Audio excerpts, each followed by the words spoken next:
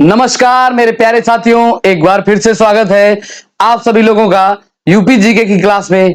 कैसे हैं आप सभी लोग? मुझे उम्मीद है आप लोग बढ़िया होंगे और तैयारी अच्छी चल रही होगी। तो चलिए आज के सेशन की हम शुरुआत करते हैं। आज का पहला क्वेश्चन है, उत्तर प्रदेश की भौगोलिक विविधता के संबंध में निम्नलिखित कथनों पर विचार करें। तो ये किसके बारे में बात है?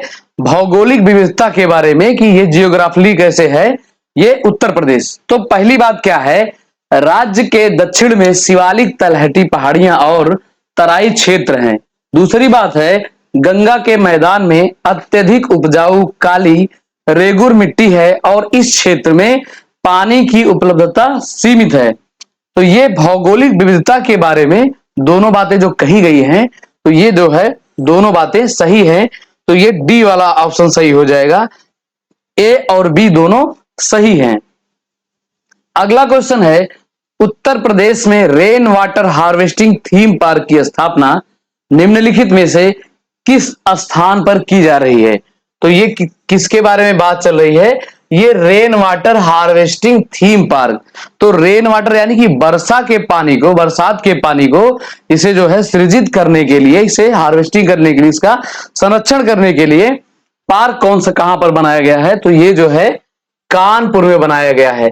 और ये इस तरीके से एक एनवायरमेंट डेवलप किया गया है और खास करके ये छोटे बच्चों के लिए, प्राइमरी लेवल के लोगों के लिए है कि इसे देखकर थोड़ा सा सीखेंगे कि हमें रेन वाटर को, बरसात के पानी को किस प्रकार से सुरक्षित और संरक्षित करना है। ठीक, तो ये कहां पर है थीम पार्क? कानपुर में ये स्थापित किया जा रहा है। ठीक, अब गौतम बुद्ध नगर की बात कर लेते हैं। तो अपने उत्तर प्रदेश का सर्वाधिक साक्षरता वाला जनपद किस प्रकार का? तो सर्वाधिक साक्षरता वाला जिला के रूप में जाना जाता है गौतम बुद्ध नगर। ठीक, और सबसे कम साक्षरता वाला जिला कौन सा है? तो श्रावस्ती है। अब गाजियाबाद की बात कर लेते हैं। तो गाजियाबाद जो है इसे एक संज्ञा दी जाती है। किस चीज की संज्ञा दी जाती है? तो इसे जो है छोटी दिल्ली की संज्ञा दी जाती है। ठीक, तो गाजियाबाद को छोटी दिल्ली की संज्ञा दी जाती है। और गाजियाबाद जो है ये ग्रीन बॉन्ड जारी करने वाला, किस प्रकार का बॉन्ड? तो ग्रीन बॉन्ड जारी करने वाला पहला जिला है उत्तर प्रदेश का। और ये ग्रीन बॉन्ड किस लिए जारी किया था, किस क्षेत्र में, किस रूप में? तो ये वाटर हार्वेस्टिंग के लिए अपना ग्रीन बॉन्ड जारी किया था। तो ये जो है याद रखेंगे। नेक्स्ट क्वेश्चन है, उत्तर प्रदेश में डॉल्फिनों की संख्या में वृद्धि के लिए डॉल्फिन प्रजनन केंद्र प्रदेश के निम्नलिखित में से किस स्थान पर स्थापित किया जा रहा है?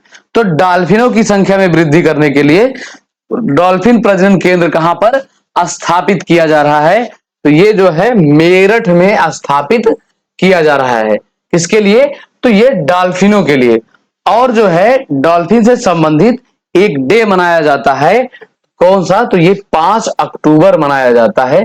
इसे याद रखेंगे, परीक्षा में कई बार पूछा गया है। और जो है ये सबसे ज्यादा पाई कहां जाती है, किस नदी में? ये भी पूछा जाता है। तो ये गंगा नदी में डॉल्फिन पाई जाती हैं। और जो है इसे राष्ट्रीय जलीय जीव भी घोषित किया गया है। किसे? गंगा डॉल्फिन को। तो ये मेरठ में जो है इनकी वृद्धि के लिए प्रजनन केंद्र स्थापित किया जा रहा है। अब मेरठ की बात आई है तो मेरठ के बारे में थोड़ा सा जानेंगे। इसे जो है क्रांति नगरी के रूप में जानते हैं। किस रूप में? तो क्रांति नगरी के रूप में जानते हैं। क्यों जानते हैं? क्योंकि एक तारीख था 10 मई और साल था 1857। तो जो 10 मई 1857 को यहां से जो है, कहां से? मेरठ से पहले स्वतंत्रता संग्राम की चिंगारी जो है, यहां से एक जो ज्वाला भड़की थी, यहीं से भड़की थी, ये मेरठ से। और इसे कैची नगरी के रूप में भी जाना जाता है। किस रूप में? तो इसे कैची नगरी के रूप में जाना जाता है। और एक स्वरूप में और जाना जाता है, इसे खेल नगरी के रूप में भी जाना जाता है। और यहां पर जो है एक खेल विश्वविद्यालय भी बनाया जा रहा है। किसके नाम से बनाया जा रहा है? तो हॉकी के जादूगर मेजर ध्यानचंद के नाम से एक खेल विश्वविद्यालय कहां पर? तो ये मेरठ में बनाया जा रहा है। अब रामपुर की बात कर लेते हैं। तो रामपुर को हम किस रूप में जानते हैं? रामपुर को हम चाकुओं का शहर के रूप में जानते हैं, चाकुओं के शहर के रूप में। और रामपुर को एक और स्वरूप में जानते हैं, इसे नवाबों का शहर के रूप में भी जानते हैं। नवाबों का शहर, एक नवाबों के शहर के रूप में तो लखनऊ को जाना जाता है, और दूसरा कौन सा जाना जाता है? तो रामपुर को जाना जाता है नवाबों के शहर के रूप में।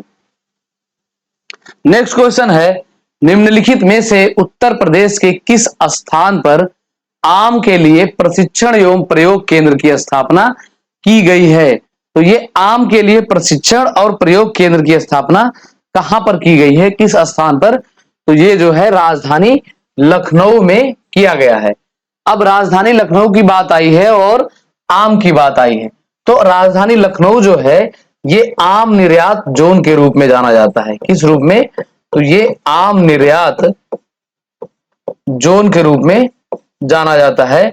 और यहां से आम का निर्यात जो किया जाता है, आम का निर्यात ये किस ब्रांड से किया जाता है? तो एक पहले इस आम का निर्यात जो है नवाब ब्रांड से किया जाता था, लेकिन हाल ही में यहां पर जो है नवाब ब्रांड को बदलकर काकोरी ब्रांड कर दिया गया।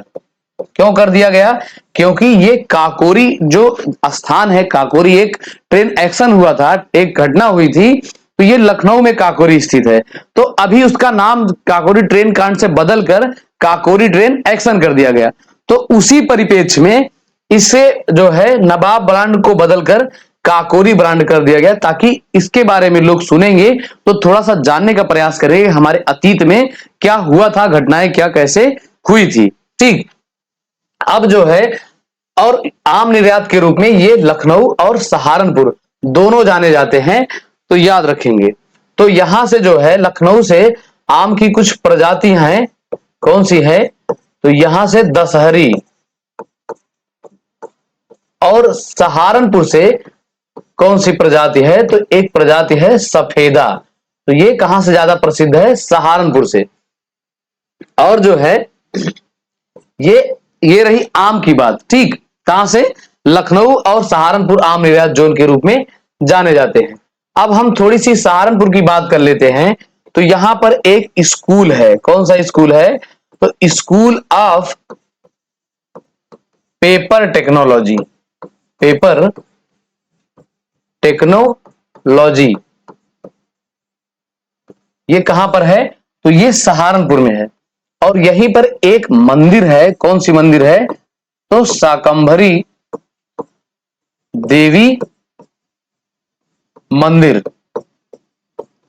और इसी नाम से शाकंभरी देवी मंदिर है, तो इसी नाम से यहां पर एक मेला भी लगता है, शाकंभरी देवी मेला।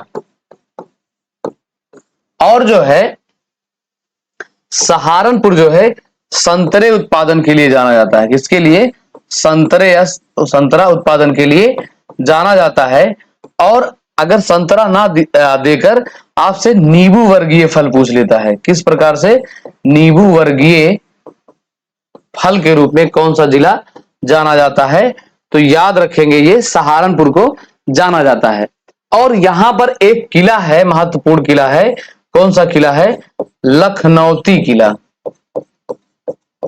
लखनौती किला। तो इसे भी याद रखेंगे कि लखनौती किला कहां पर है? तो ये सहारनपुर में है। जनरली लखनौती से आप लखनऊ से कनेक्ट करेंगे, लेकिन ऐसा नहीं है, ये सहारनपुर में है, इसे याद रखेंगे, इसलिए ये थोड़ा सा महत्वपूर्ण है, पूछा जा सकता है। देखिए एग्जामिनर आपसे कैसे क्वेश्चन के बारे में जानता है, जिसको सस्पेंशन हो और जैसे जिस चीज को आपको थोड़ा सा जटिलता हो, आपकी जटिलता के लिए तो एग्जाम लेता है। और ऐसे क्वेश्चन अभी जूनियर असिस्टेंट का एग्जाम हुआ था, तो उसके क्वेश्चन हमने आपको पिछले क्लास में करा रखे हैं। आप क्वेश्चन को देखेंगे तो दिमाग घूम जाएगा, इस तरीके से एग्जामिनर अब क्वेश्चन बनाने लगे हैं। तो चीजों को जो है थोड़ा सा इधर उधर करके भी पता होना चाहिए। नेक्स्ट क्वेश्चन है, निम्नलिखित में से वर्ष 2021 तक नगर निकायों वाले कुल नगर की संख्या कितनी है? तो ये नगर निकायों वाले कुल नगर की संख्या कितनी थी, कब तक की बात है? तो ये 2021 21 तक की बात की जा रही है। तो ये कुल 734 थे। कितने हैं? ये 734 है। किसकी बात की जा रही है? नगर निकायों वाले कुल नगर की संख्या। ठीक। और ये 826 किसकी संख्या है? तो ये ब्लॉकों की संख्या है। तो इसे याद रखेंगे, इनमें से कुछ भी पूछा जा सकता है। अभी ये हाल ही में ये क्वेश्चन जो है कनिष्क सहायक में जो पूछा गया था, ये जो नगर निकाय के बारे में। ठीक। नेक्स्ट क्वेश्चन है, विंध्यवासिनी मंदिर प्रदेश के निम्नलिखित में से किस स्थान पर स्थित है? तो विंध्यवासिनी मंदिर कहां पर है, किस स्थान पर स्थित है? तो ये है मिर्जापुर जिले में। कहां पर? मिर्जापुर जिले में। और जो है मिर्जापुर जिला किस लिए जाना जाता है? तो ये जो है हस्त निर्मित दरियां यहां पर बनाई जाती हैं, दरियां। और ये जो है ये मिर्जापुर जिले का ओडीओपी है, हस्त निर्मित दरियां। तो इसे ध्यान रखेंगे, जरूर ध्यान रखेंगे। और विंध्यवासिनी मंदिर कहां पर है? तो ये मिर्जापुर में है। अब मंदिर की बात चल रही तो कानपुर में एक मंदिर है, कौन सी? तो यहां पर एक है जेके टेम्पल, जेके मंदिर। और एक मंदिर है भीतरी गांव मंदिर, भीतरी गांव मंदिर। तो ये थोड़ा सा चर्चा में रहता है। क्यों? क्योंकि ये मंदिर जो है गुप्त कालीन बना है। तो ये पूछा जाता है किस काल में बना है? तो ये मंदिर गुप्त कालीन बना है। और इसकी खास बात क्या है कि ये ईंटों का बना हुआ है, ईंटों का बना है, कानपुर में है भीतरी गांव मंदिर। और इसकी कुछ बातें हैं कि ये जो है इसमें चबूतरा एक बना हुआ है। और किस प्रकार से इसका इसका शिखर किस प्रकार से है? शिखर किस प्रकार से है?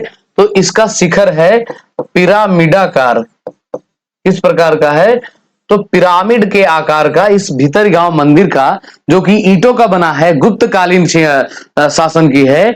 और इसका जो है शिखर पिरामिडाकार है। तो इस शिखर से क्वेश्चन बना है कई बार कि इसका शिखर किस प्रकार का है। तो पिरामिडाकार है, इसे याद रखेंगे। नेक्स्ट क्वेश्चन है, मगध साम्राज्य के शासन के दौरान निम्नलिखित में से कौन सा धर्म विकसित हुआ? तो ये आपके मगध शासन की बात चल रही है। मगध शासन के दौरान कौन सा धर्म विकसित हुआ था? तो मगध शासन के दौरान ये बौद्ध धर्म और जैन धर्म दोनों विकसित हुए थे। तो ए वाला ऑप्शन बिल्कुल सही हो जाएगा। मगध शासन के दौरान बौद्ध धर्म और जैन धर्म का विकास हुआ था। आगे देखते हैं, प्रदेश के गंगा के विशाल मैदान की मृदा निम्नलिखित में से कौन सी है? तो प्रदेश में गंगा का विस्तार ज्यादा है, गंगा के मैदान का विस्तार ज्यादा है। तो इसे जो है मृदा के रूप में अगर देखेंगे, मिट्टी के रूप में देखेंगे, तो कौन कौन सी मृदा जो है ये विशाल मैदान में है? तो ये बांगर मृदा और खादर दोनों है। तो सी वाला सही हो जाएगा। उपरयुक्त दोनों सही हैं। याद रखेंगे, गंगा के विशाल मैदान में बांगर मृदा यानी कि एक पुरानी जलोढ़ है और एक नवीन जलोढ़ है। तो दोनों का विस्तार पाया जाता है। नेक्स्ट क्वेश्चन है, उत्तराखंड भारत के 27वें राज्य के रूप में कब उभरा? तो उत्तराखंड जो है 27वें राज्य के रूप में उभरा। और कब उभरा? तो ये 9 नवंबर 2000 को उभरा। और ये आपकी यूपी में क्यों पूछा जा रहा है? क्योंकि उत्तराखंड जो है ये उत्तर प्रदेश से ही अलग होकर बना था। ये अपने 9 नवंबर 2000 को अपने 13 जिलों को लेकर अलग हो गया था। कितने जिलों के साथ?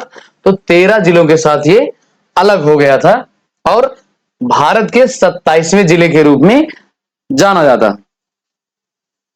नेक्स्ट क्वेश्चन है, क्षेमकली देवी मंदिर प्रदेश के निम्नलिखित में से किस स्थान पर अवस्थित है? तो ये क्षेमकली देवी मंदिर किस स्थान पर अवस्थित है? तो ये है कन्नौज में। कहां पर है? कन्नौज में। तो कन्नौज के बारे में देखते हैं, कन्नौज को किस रूप में जानते हैं? तो इसे कान्य कुंज एक नाम दिया जाता है। और एक कौन सा नाम दिया जाता है? तो इसे नगर महोदय श्री के नाम से जाना जाता है।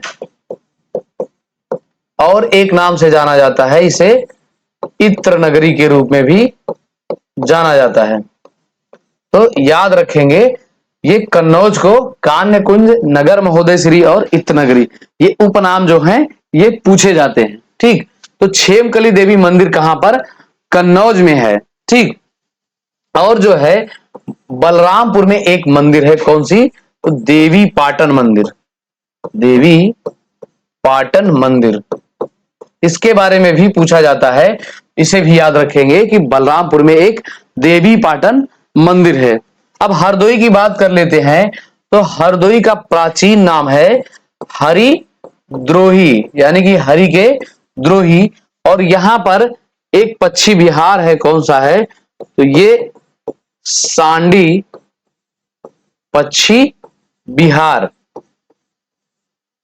ठीक, तो याद रखेंगे हरदोई को हरिद्रोही कहा जाता था, और यहां पर एक पक्षी विहार है, सांडी पक्षी विहार। नेक्स्ट क्वेश्चन है, प्रदेश के सोहगौरा से उत्तरी काली पालिशदार मृदभांड के साक्ष्य प्राप्त हुए हैं, ये साक्ष्य है। ठीक, साक्ष्य प्राप्त हुए हैं। यह निम्नलिखित में से किस जिले में स्थित है? तो ये सोहगौरा के बारे में पूछा जा रहा है। यहां से साक्ष्य कौन सा प्राप्त हुआ है? तो ये उत्तरी काली पालिशदार मृदभांड, तो ये कहां पर है? तो ये साथियों गोरखपुर जिले में है। कहां पर? गोरखपुर जिले में है सोहगौरा। और यहां से उत्तरी काली पालिशदार मृदभांड, मृदभांड का मतलब मिट्टी का बना हुआ बर्तन। ठीक, ये गोरखपुर से। अब जो है प्रतापगढ़ से एक पुरातत्व स्थल है, कौन सा? तो यहां का एक स्थल है सराय राय नाहर, तो ये भी एक पुरातत्व स्थल है। कहां से? तो ये प्रतापगढ़ से है, इसे ध्यान रखेंगे। अब आजमगढ़ की बात कर लेते हैं। तो आजमगढ़ का प्राचीन नाम था साथियों आर्यमगढ़। क्या नाम था? आर्यमगढ़। और जो है यहां पर एक विश्वविद्यालय है राजा सुहेल देव के नाम से। किसके नाम से? राजा सुहेल देव के नाम से, और इसके बारे में पूछा भी गया है। और आजमगढ़ के बारे में एक बात, यहां पर जो है बंजर भूमि में जो है वृद्धि अगर देखा जाए अपने उत्तर प्रदेश में, तो यहां पर जो है बहुत तेजी से बंजर भूमि में वृद्धि हो रही है, इसे भी ध्यान रखेंगे। और यहां से मिट्टी का एक बर्तन ज्यादा प्रसिद्ध है, कौन सा? तो ये ब्लैक पॉटरी, यानी कि काली मिट्टी का बर्तन। और ये एक खास जगह से प्रसिद्ध है आजमगढ़ के।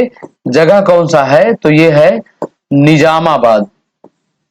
ठीक, अब जो है ये प्रतापगढ़ में कौन सा था? सराय राय नाहर, ये नाहर है, नाहर बिल्कुल नहीं है। ठीक, और प्रतापगढ़ से यहां का ओडीओपी क्या है साथियों? ये है आंवला, आंवला या आंवला से बना उत्पाद। और आंवले के बारे में पूछा जाता है कि इसमें जो है विटामिन कौन सी पाई जाती है? तो आंवले में विटामिन सी भरपूर मात्रा में पाई जाती है। ठीक, नेक्स्ट क्वेश्चन है, उत्तर प्रदेश हिंदी संस्थान की स्थापना निम्नलिखित में से किस वर्ष किया गया था? तो उत्तर प्रदेश हिंदी संस्थान की स्थापना कब किया गया था? तो ये साल 1976 में किया गया था। और कहां पर किया गया था? तो इसकी स्थापना, ये राजधानी लखनऊ में इसकी स्थापना किया गया था। किसकी? तो ये हिंदी संस्थान के बारे में। और कुछ अकादमियां हैं, जैसे हिंदी अकादमी, हिंदी अकादमी, और इसी के परिप्रेक्ष्य में है उर्दू अकादमी और सिंधी अकादमी, सिंधी अकादमी और पंजाबी अकादमी। तो कुछ ऐसे अकादमियों से प्रश्न पूछेगा कि हिंदी अकादमी, उर्दू अकादमी या संस्कृत अकादमी, उर्दू अकादमी, ये कहां पर हैं? तो ये सभी के सभी जो है कहां पर हैं? ये राजधानी लखनऊ में स्थित हैं। तो एक साथ इसे याद रखेंगे कि हिंदू, उर्दू और पंजाबी, सिंधी, ये सभी अकादमी अगर आपसे पूछेगा तो आप सीधे सीधे क्या लगाएंगे? लखनऊ लगाएंगे। नेक्स्ट क्वेश्चन है, उत्तर प्रदेश को पूर्वांचल, बुंदेलखंड और अवध प्रदेश पश्चिम प्रदेश में विभाजित करने का प्रस्ताव निम्नलिखित में से किस वर्ष किया गया था? तो उत्तर प्रदेश को आज जब हम विभिन्न नामों से जानते हैं, पूर्वांचल, बुंदेलखंड और पश्चिमी उत्तर प्रदेश, अवध प्रदेश, तो इसका डिवाइडेशन कब हुआ, यानी कि इसको जो है कब विभाजित किया गया? तो ये साल 2011 में इसको इन अलग अलग नामों, अलग अलग क्षेत्रों में विभाजित किया गया। तो महत्वपूर्ण क्वेश्चन है, ध्यान देंगे इस पे। अगला प्रश्न है, उत्तर प्रदेश में क्षेत्रवाद की आवश्यकता के संबंध में निम्नलिखित में से कौन सा कथन सही है? तो ये किसके बारे में बात है? ये क्षेत्रवाद की आवश्यकता के बारे में, यानी कि क्षेत्रवाद की आवश्यकता हमें क्यों पड़ी? तो पहला कथन इसमें क्या है? राज्य के अधिकांश जिले वास्तव में इसके पूर्वी हिस्से में स्थित हैं, जबकि अधिकांश पिछड़े जिले राज्य के अन्य हिस्सों में स्थित हैं। दूसरी बात है, घरेलू संपत्ति के स्वामित्व के मामले में सबसे गरीब जिले अवध प्रदेश और बुंदेलखंड में हैं। तो ये दोनों बातें किसके बारे में है? क्षेत्रवाद के बारे में। तो ये दोनों बातें सही कही गई हैं, तो ये सी वाला सही हो जाएगा, ए और बी दोनों सही हैं। ठीक, ये किसके बारे में? क्षेत्रवाद के बारे में, इसे समझेंगे। नेक्स्ट क्वेश्चन है, प्रदेश में ऊसर मृदा का विस्तार लगभग कितने मिलियन हेक्टेयर में है? तो ये ऊसर मृदा क्या होती है? तो जब मृदा जो है इस प्रकार से, जब मृदा में क्षारीयता यानी कि क्षार ज्यादा हो जाता है, तो उसे हम क्या कहते हैं? ऊसर मृदा कहते हैं। और इसको समझेंगे कैसे? तो ऊसर जैसे रेह और कलर के बारे में आप सुने होंगे, अगर नहीं भी सुने हैं तो इतना तो पता होगा।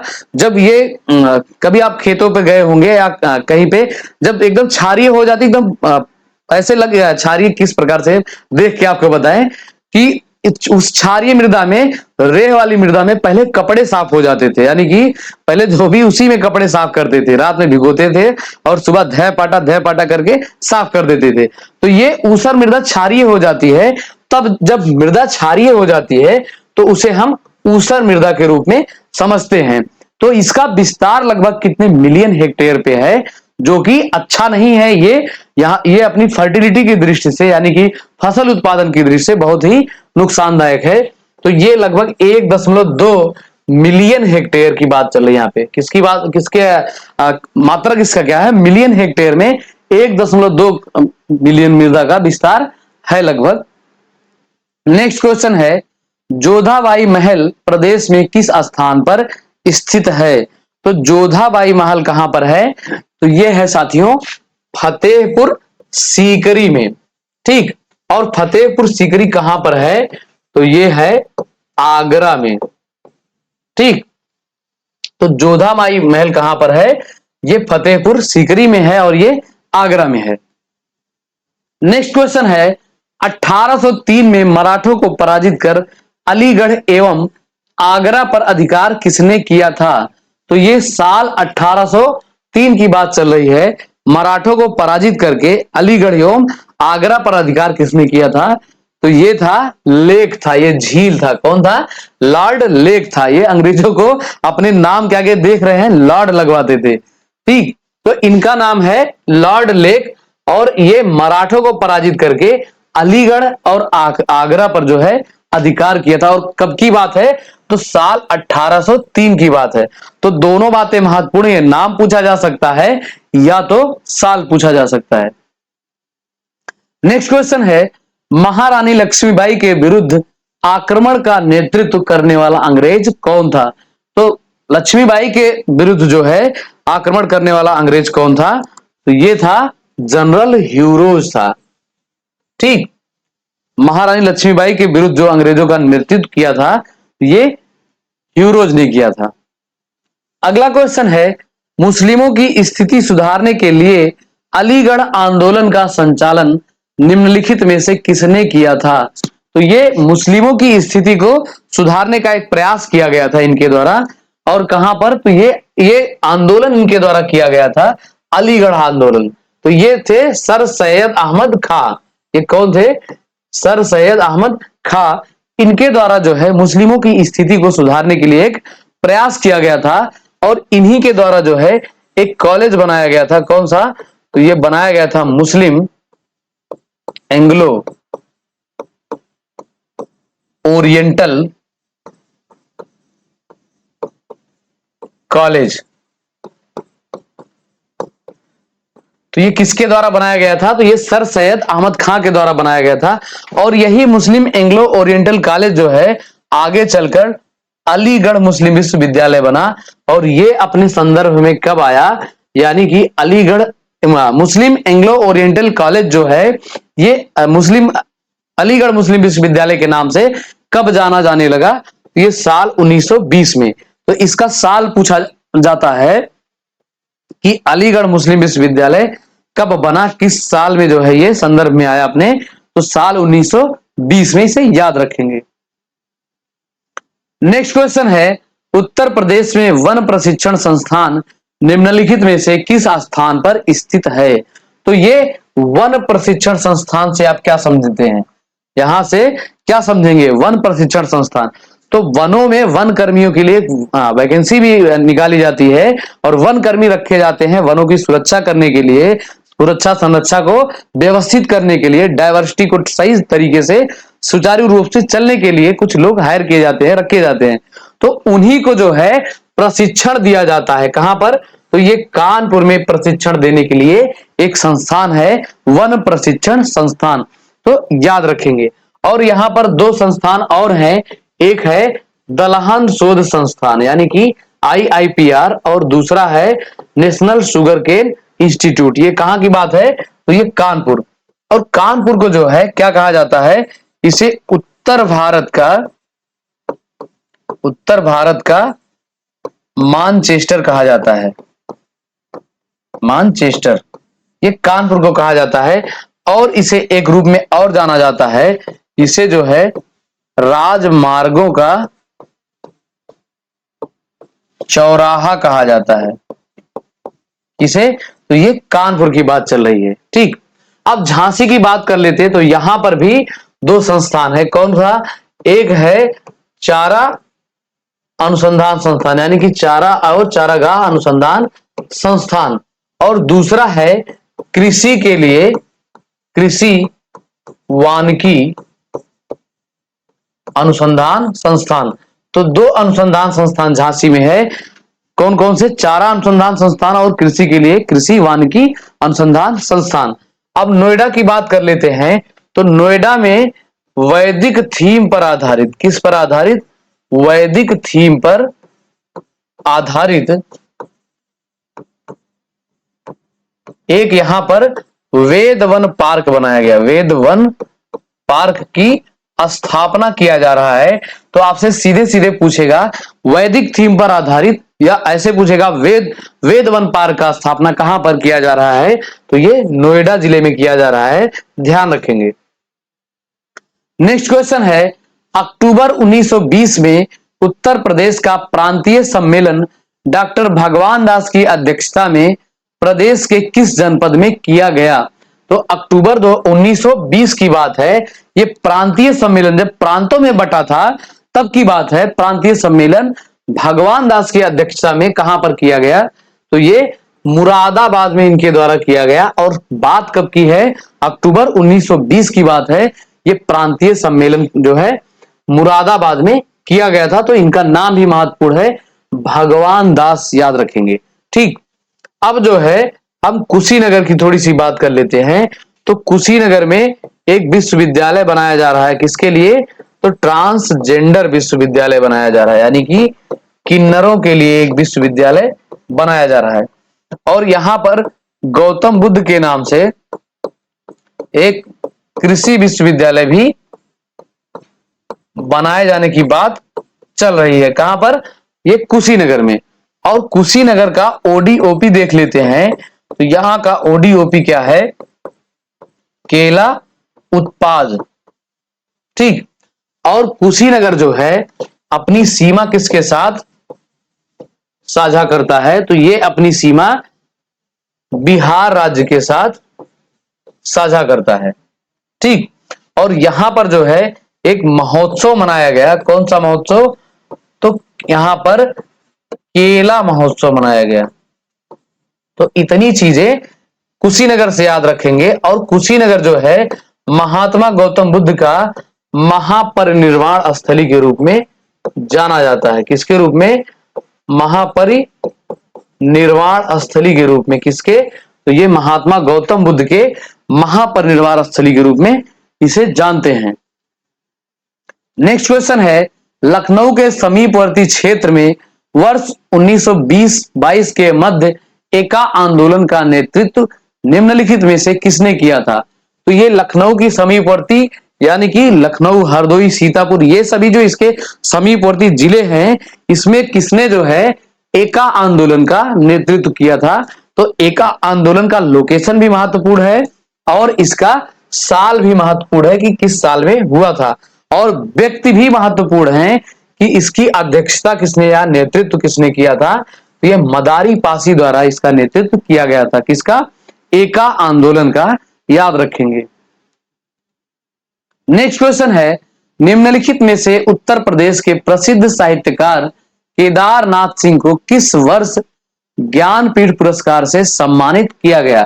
तो ये पूछा गया प्रश्न है किसी परीक्षा का। केदारनाथ सिंह को जो है ज्ञानपीठ पुरस्कार किस साल दिया गया था? तो ये जो है साल 2013 में इन्हें दिया गया था ज्ञानपीठ पुरस्कार। ठीक, और इनकी रचना क्या थी? तो इनकी रचना थी जमीन। तो इसी के लिए इन्हें जो है ये ज्ञानपीठ पुरस्कार दिया गया था। और कब दिया गया था? तो साल 2013 में इन्हें दिया गया था। नेक्स्ट क्वेश्चन है, वर्ष 1924 में हिंदुस्तान रिपब्लिकन एसोसिएशन की स्थापना उत्तर प्रदेश के किस जनपद से हुई थी? तो ये किसकी बात चल रही है? ये HRA की बात चल रही है, हिंदुस्तान रिपब्लिकन एसोसिएशन की स्थापना। और ये किसके द्वारा किया गया था? तो ये जो है आजाद जी के द्वारा किया गया था, यानी कि चंद्रशेखर आजाद के द्वारा ये इसकी स्थापना की गई थी। और कहां से? तो अपने यूपी के कानपुर से इसकी स्थापना की गई थी। किसके बारे में? तो HRA, इसको ऐसे याद करेंगे, HRA यानी कि हिंदुस्तान रिपब्लिकन एसोसिएशन। और कब किया गया था? साल 1924 में। कहां पर किया गया था? कानपुर में किया गया था। ठीक, अब जो है वाराणसी की बात कर लेते हैं। तो वाराणसी में जो है G20 से संबंधित यहां पर एक कृषि प्रमुखों की बैठक आयोजित की गई। कृषि प्रमुखों की बैठक आयोजित की गई। तो ये G20 से संबंधित है, थोड़ा सा याद रखेंगे। और यहीं पर जो है वन वर्ल्ड टीबी समिट का आयोजन किया गया। टीबी समिट का आयोजन किया गया कहां पर? वाराणसी में। और यहां पर एक सांस्कृतिक कार्यक्रम आयोजित किया गया। कौन सा? तो यहां पर काशी तमिल संगमम कार्यक्रम का आयोजन किया गया। और इसके नाम से एक ट्रेन भी चलाई गई, इसे भी ध्यान रखेंगे। और ये किस मंत्रालय द्वारा कार्यक्रम शुरू किया गया था? तो ये शिक्षा मंत्रालय द्वारा शुरू किया गया था। ठीक, तो इतनी बातें वाराणसी से याद रखेंगे। नेक्स्ट क्वेश्चन है, उत्तर प्रदेश के प्रयागराज से संचालित करबंदी आंदोलन का नेतृत्व निम्नलिखित में से किसने किया था? तो ये आंदोलन जो है, जितने भी क्वेश्चन यहां से कराए जाएं, ये आपकी परीक्षा की दृष्टि से महत्वपूर्ण होते हैं। आंदोलन कभी भी पूछे जा सकते हैं किसी भी परीक्षा में। ठीक, तो ये प्रयागराज से संबंधित है। और कौन सा आंदोलन है? करबंदी आंदोलन। तो कर बंद करने के परिप्रेक्ष्य में था। और किसके द्वारा इसका नेतृत्व किया गया? तो ये जवाहरलाल नेहरू के द्वारा इसका नेतृत्व किया गया, ध्यान रखेंगे। अगला प्रश्न है, निम्नलिखित में से भारतीय राष्ट्रीय कांग्रेस के 1947 तक कुल कितने अधिवेशन उत्तर प्रदेश में हुए थे? तो उत्तर प्रदेश में कुल कितने अधिवेशन हुए थे? तो ये जो है कुल 9 अधिवेशन हुए थे। कितने अधिवेशन? तो 9 अधिवेशन हुए थे उत्तर प्रदेश में। कब तक की बात है? 1947 की। तो इसमें देखते हैं कहां कहां हुआ था। तो 3 तो हुआ था राजधानी लखनऊ में। और 3 कहां पर हुआ था? तो 3 हुआ था ये कानपुर में। और जो है एक हुआ था वाराणसी में। और इसमें एक हुआ था प्रयाग में, प्रयागराज में, और एक कहां पर हुआ था, तो ये एक हुआ था मेरठ में। ठीक, तो ये 9 अधिवेशन है कहां के, ये यूपी में अपने 1947 तक जो कुल आयोजित किए गए थे, तो ध्यान रखेंगे। नेक्स्ट है, निम्नलिखित में से कौन सा सही सुमेलित नहीं है। तो इसमें कुछ व्यक्ति हैं और इनको फांसी देने का स्थान है, और ये सारे व्यक्ति किससे संबंधित हैं, तो ये जो है काकोरी ट्रेन एक्शन से संबंधित है। पहले इसका नाम क्या था, काकोरी ट्रेन कांड था, लेकिन इसका नाम बदला गया है, तो आप इसी नाम से याद रखेंगे, काकोरी ट्रेन एक्शन।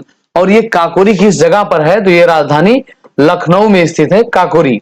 अब इसमें देखते हैं इस ट्रेन कांड में जितने लोग पकड़े गए थे, किन्हें फांसी कहां पर दिया गया था। तो पहले व्यक्ति हैं राम प्रसाद बिस्मिल, इनको फांसी गोरखपुर जेल में दिया गया था। ठीक, और अशफाक उल्लाह खां है, तो इन्हें जो है फैजाबाद जेल में दिया गया था। तीसरे हैं राजेंद्र लाहिड़ी, तो इन्हें जो है गोंडा जेल में दिया गया था। और चौथे हैं रोशन सिंह, तो रोशन सिंह को साथियों नैनी जेल में फांसी दी गई थी। कहां पर, नैनी जेल में इन्हें फांसी दी गई थी। तो ये डी वाला जो है मैच नहीं कर रहा है, सही सुमेलित नहीं है। तो ये इनके फांसी देने का स्थान जो है, ये कई बार पूछा गया है, और किसी भी परीक्षा में वैसे ही पूछा जा सकता है, ये महत्वपूर्ण है। तो इसको एक बार आप सही से नोट करेंगे, और अगर नहीं याद है तो अच्छे से याद करेंगे, एक दो बार देख लेंगे। नेक्स्ट क्वेश्चन है, वर्ष 1936 में आयोजित अखिल भारतीय किसान सम्मेलन प्रदेश के किस जनपद में हुआ। तो ये अखिल भारतीय किसान सम्मेलन के बारे में बात है, कहां पर हुआ, तो ये लखनऊ में हुआ अखिल भारतीय किसान सम्मेलन। और कब हुआ, साल 1936। तो दोनों चीजें याद रखेंगे, ये स्थान भी याद रखेंगे और साल भी याद रखेंगे। अगला प्रश्न है, 9 अप्रैल 1938 को गांधी जी द्वारा मद्य निषेध को सर्वप्रथम लागू करने के लिए निम्न में से किस जिले को चुना था। तो साल कौन सा था, 1938। और गांधी जी द्वारा अपने यूपी के कुछ स्थान है, जिले हैं, मध्य का मतलब ये मदिरा से है, मदिरा, दारू, शराब, पौआ, जितने भी नामों से आप जानते होंगे। ठीक, तो ये किस किस स्थान पर, तो ये एटा और मैनपुरी, दोनों स्थानों पर ये जो है मद्य निषेध सर्वप्रथम लागू करने के लिए कहा था किन्होंने, तो ये गांधी जी के द्वारा कहा गया था। ठीक, अब एटा की बात है, तो एटा में एक पक्षी विहार है, पटना पक्षी विहार। कौन सा है, पटना पक्षी विहार। ये कहां पर है, तो ये है एटा में। ठीक, और मैनपुरी में एक है समान पक्षी विहार, समान या समन पक्षी विहार। तो याद रखेंगे, ये एटा में जो है पटना पक्षी विहार, और मैनपुरी में समान पक्षी विहार। लास्ट क्वेश्चन है आज का, राष्ट्रीय सरकार का गठन सर्वप्रथम उत्तर प्रदेश के किस जनपद में किया गया था। तो उत्तर प्रदेश के किस जनपद में राष्ट्रीय सरकार का गठन किया गया था। तो राष्ट्रीय सरकार का गठन साथियों ये बलिया में किया गया था, और किसके द्वारा किया गया था, तो ये जो है चित्तू पांडे के द्वारा किया गया था। इसके द्वारा, तो ये चित्तू पांडे के द्वारा किया गया था बलिया में, याद रखेंगे। और बलिया जो है अपने उत्तर प्रदेश का सबसे पूर्वी जनपद के रूप में जाना जाता है, और यहां से ओडीओपी क्या है, ये है बिंदी, यानी कि विदिया, ओडीओपी है। और यहां पर एक पक्षी विहार है, कौन सा है, तो ये है सुरहाताल पक्षी विहार। ये कहां की बात है, बलिया की। और बलिया जो है अपनी सीमा किसके साथ साझा करता है। तो प्रश्न ऐसे बन सकता है कि यूपी का सबसे पूर्वी जनपद किस राज्य के साथ सीमा साझा करता है, तो ये अपनी सीमा बिहार राज्य के साथ साझा करता है। ठीक। अब गाजीपुर की बात कर लेते हैं। तो गाजीपुर को एक संज्ञा दी जाती है, कौन सी संज्ञा? तो इसे काशी की बहन की संज्ञा दी जाती है। ठीक। और जो है यहां पर अफीम की फैक्ट्री, अफीम फैक्ट्री ये अंग्रेजों के जमाने से यहां पर स्थापित है। और यहां पर एक कब्र है, किसकी कब्र है? तो ये कार्नवालिस की कब्र है, कार्नवालिस की कब्र कहां पर है? तो ये गाजीपुर में है। इतनी बातें यहां से ध्यान रखेंगे। तो अब आज का सेशन यहीं पर समाप्त होता है साथियों। उम्मीद करते हैं आपने क्वेश्चन को पढ़ा होगा, और जो क्वेश्चन आपको नहीं आते हैं उसे आपको जरूर नोट करना चाहिए, और नोट ही करना चाहिए, क्योंकि जो नए क्वेश्चन है यही जो है कुछ अटक भटक कर जो है आपकी परीक्षा में पूछे जाएंगे। और ये नए क्वेश्चन थोड़ा मेहनत करके बनाए जाते हैं, तो इस पर ध्यान दिया करिए। ठीक। तो अब आज का सेशन यहीं तक साथियों। अगर आप नए हैं चैनल पर तो चैनल को सब्सक्राइब करेंगे, और पहले से हैं तो शेयर करेंगे। ठीक। तो आज के लिए इतना ही साथियों। जय हिंद, जय भारत, वंदे मातरम।